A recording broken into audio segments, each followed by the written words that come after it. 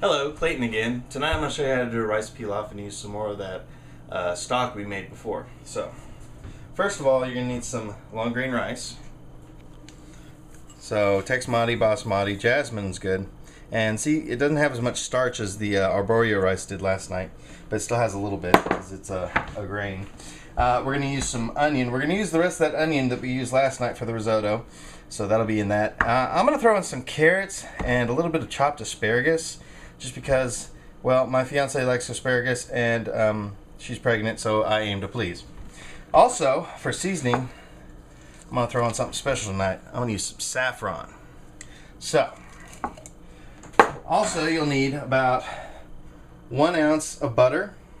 The measurements are about 1 ounce of butter, a cup of rice, and about a pint, which is 2 cups of stock. First, you're going to get this on. At a low heat, you are going to sweat the onions and any aromatics you have, which would be like carrots. I'm going to get that at a nice low temperature. I'm going to go a little high again to show you, how fast, or the procedure, but since I can move it pretty fast and I'm pretty confident I can do it like that. So I'm going to get these kind of cooked, but not colored. I don't want any color on them. This is pretty easy to do, actually. Rice pilaf is a great side dish, and it is a use of your stock, so you can use that. And next time, I've been kind of tinkering with the idea of doing a fricassee, so I might do that.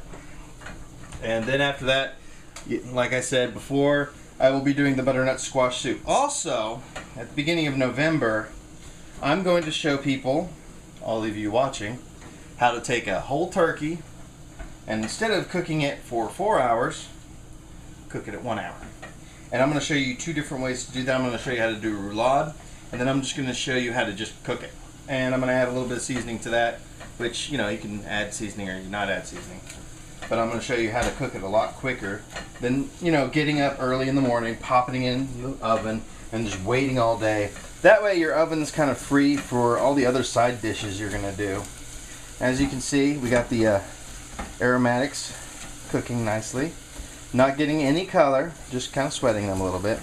And it's smelling actually pretty darn good, so that's great. Okay. Now, I'm going to throw the rice in because I like carrots to be a little crunchy when they're cooked. I don't want them to be like mushy. I like to have a little bite to my food. Next, we take our rice, we throw it in. We coat the rice with the fat. Just coat it, kind of like doing the risotto. The procedures are a little different.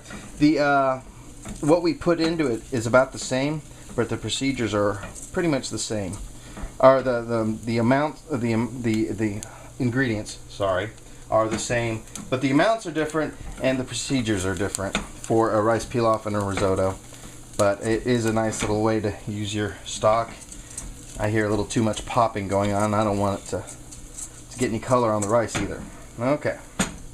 Now, next thing we're going to do is we're going to take our pint of stock for our cup of rice, pour it in. Next thing we're going to do, we're going to take our asparagus. Don't want to lose any. Throw it in. We do that at this point because I don't want it to cook too much. And then for saffron, saffron's very potent. I mean, very potent. And I like to use a lot, but I don't want to use too much this time because it's just a small pilaf and I'm just kind of showing you. So I'm going to use about, see if I can get about 4 strands. That's about 4 or 5 strands there. That's all I'm putting in there because it really does go a long way. And this is the most expensive spice in the world. The reason why, it's the stamen of a flower.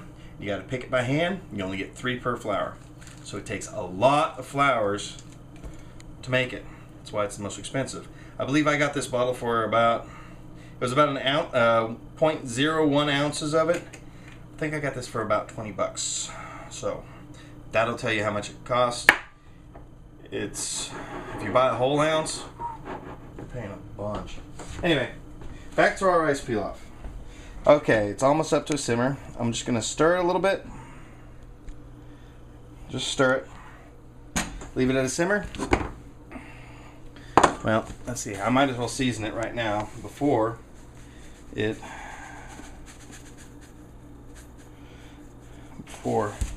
we have all the stock absorbed.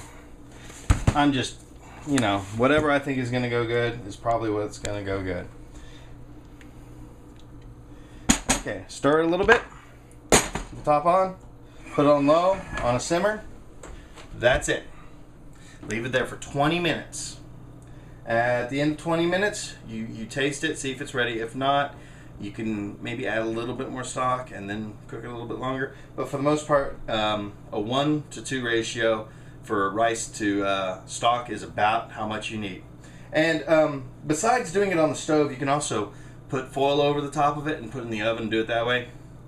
I don't like doing it that way. I like doing it this way because it's about the same amount of time, but I don't want to deal with a really hot handle, so I do it on the stove. And in about 20 minutes, I will fluff it with a fork and maybe form it with, say, a cup or something, put it on a plate with whatever dish, or just mound it on a plate. But that's how you make a rice pilaf, and that's it. I mean, that's easy. A little bit of rice, a little bit of vegetables that you might have just thrown together, just that you might have, and you can make a good side dish. Okay? And I mean, for what I paid right here was, I wouldn't suspect it was much over $2, if that. And so that's a decent side dish.